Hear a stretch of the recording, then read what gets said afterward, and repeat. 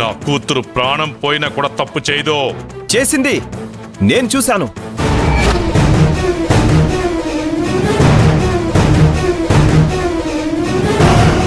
ప్రేమంది, ప్రాణం అంది.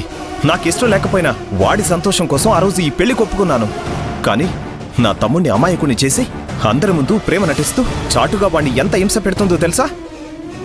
నాకు తెలిసి వాళ్ళిద్దరి మధ్య శోభనం కూడా జరగలేదు. జరిగినట్టు నటిస్తున్నారంతే.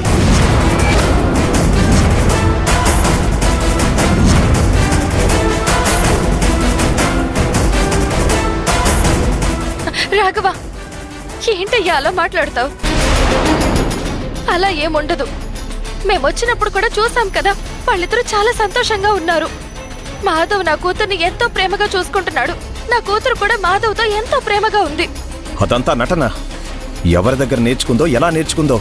మీ కూతురు బ్రహ్మాండంగా నటిస్తోంది.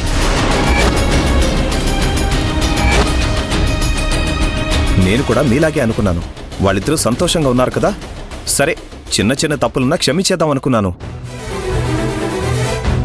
కానీ మీ కూతురు క్షమించరాని తప్పులు చేస్తూ ఉంది. మీ కూతురు చేసిన తప్పులు చూస్తూ ఉంటే అలాంటి కూతురుని కన్నందుకు ఉరేసుకుని చస్తారు తెలుసా? రాఘవ,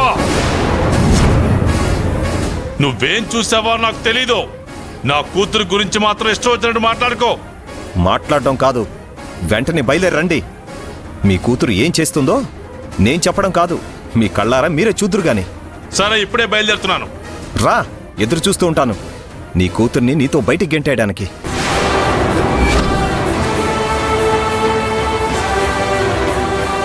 అయ్యో, వాళ్ళకెందుకు ఫోన్ చేసావు బావా? మన ఇంటి విషయం మన వాళ్ళ మధ్యనే మాట్లాడుకునే వాళ్ళం కదా. ఏంటి మాట్లాడుకునేది? మాట్లాడడానికి ఇంకేమీ లేదు. ఆ హరిప్రసాద్ రావాలి, తన కూతురు చేసిన తప్పులు కళ్ళారా చూడాలి. అందరి కళ్ళ ముందే అతని కూతురిని మెడ పట్టుకుని బయటికి గెంటేయాలి. రానివ్వు, చెప్తాను. మాధవా, మాధవా! ఏమైందిరా? ఎందుకలా అరిచావు? నేను ఏదైతే జరగకూడదు అని భయపడ్డానో అదే జరుగుతోంది.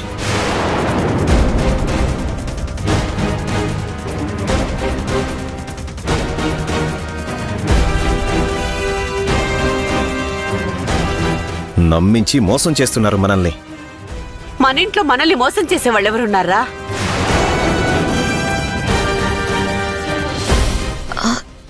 ఏంటలేక్యా, ఏం జరిగింది అసలు? వాడు ఎందుకు అంత కోపంగా ఉన్నాడు? తనని అడుగుతావేంటక్క, నన్ను అడుగు. ఈ ఇంట్లో తను అడుగు పెట్టిన దగ్గర నుంచి అన్నదమ్ముల మధ్య గొడవలొచ్చాయి, అక్క తమ్ముల మధ్య గొడవలొచ్చాయి. చివరికి ఈ ఉమ్మడి కుటుంబం విడిపోయే పరిస్థితి వచ్చింది. అయినా కూడా క్షమించి ఇంట్లో ఉండనిచ్చాను. ఎందుకు? నా తమ్ముడి కోసం. కానీ తనేం చేసిందో తెలుసా?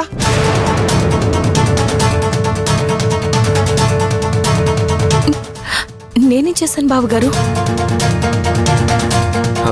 భూమి ఏం చేసిందన్నయ్య?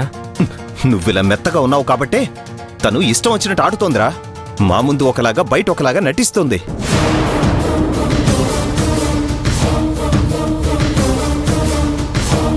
రేయ్, ఏం మాట్లాడుతున్నావురా? నీ తమ్ముడి భార్యను పట్టుకొని అలాగేనా మాట్లాడేది? ఎలా మాట్లాడాలో నాకు చెప్పొద్దక్క, ఎలా ఉండాలో తనకి చెప్పు.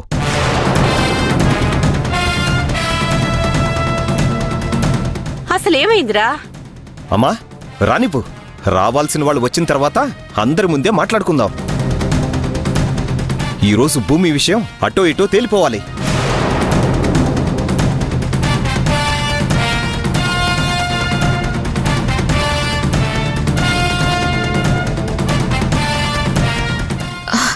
మామయ్య గారు రండి, కూర్చోండి. మర్యాదల కోసం రాలేదమ్మా, తేల్చుకుందామని వచ్చాం.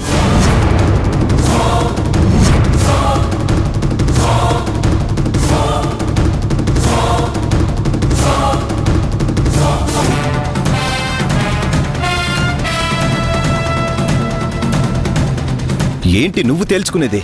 ఫోన్లో ఏదో మాట్లాడావు కదా ఇష్టం వచ్చినట్లు. నా కూతురు గురించి, నా పెంపకం గురించి ఇప్పుడు చెప్పు. నేను నీకోసం ఎదురు చూస్తున్నాను. ఎలాంటి కూతురుని కన్నావో నీ కళ్ళకు చూపిద్దామనే పిలిచాను. బాబు, మా అమ్మాయిని మేము ఎలా పెంచామో మాకు తెలుసు. ఏం జరిగిందో చెప్పకుండా మా కూతురు గురించి ఆ విధంగా మాట్లాడడం పద్ధతి కాదు. ఇన్ని పద్ధతులు తెలిసిన వాళ్ళు కూతురిని ఎలా పెంచాలో కూడా తెలిసి ఉండాలి. ఇంట్లో అందరి ముందు ఎక్కడలేని ప్రేమ చూపిస్తుంది, కానీ బయటికి వెళ్ళిన తర్వాత వీడికి నరకం చూపిస్తుంది. అది తెలుసా మీకు?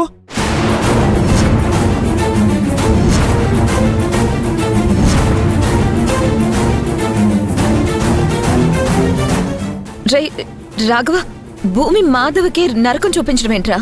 తనకి మాధవ్ అంటే ఎంత ప్రేమో మాకు తెలీదా? అలాంటి భూమిని పట్టుకుని అలా మాట్లాడుతున్నావు? నమ్మరక్క. అలేకే చెప్తే నమ్మరు, నేను చెప్తే నమ్మరు, ఆఖరికి వాళ్ళ అమ్మ చెప్పినా కూడా నమ్మరు. మీరనుకున్నదే నిజం అనుకుంటారు.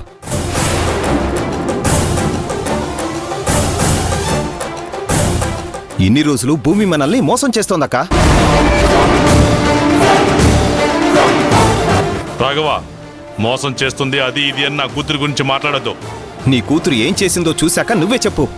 మోసం చేసిందా ఇంకేం చేసిందా అని. వీడి చేతికి గాయం ఎలా అయిందో తెలుసా?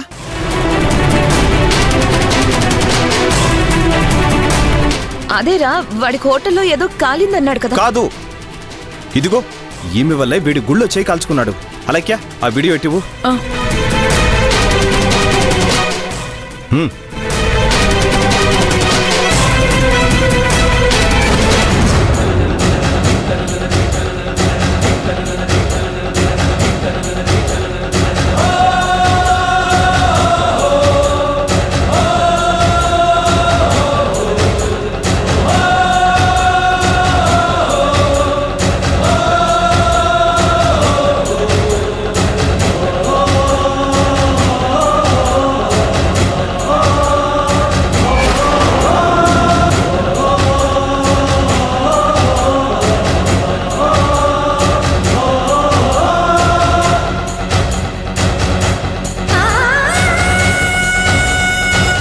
ఏంటి భూమి, అసలు ఏం చేస్తున్నారు మీరు? కనిపిస్తోంది కదక్క, తను ఏం చేస్తుందో, వాణ్ణి ఎంత వేధిస్తుందో అని. ఇలాంటి వాళ్ళని ఈ ఇంట్లో ఉంచడం అవసరమా?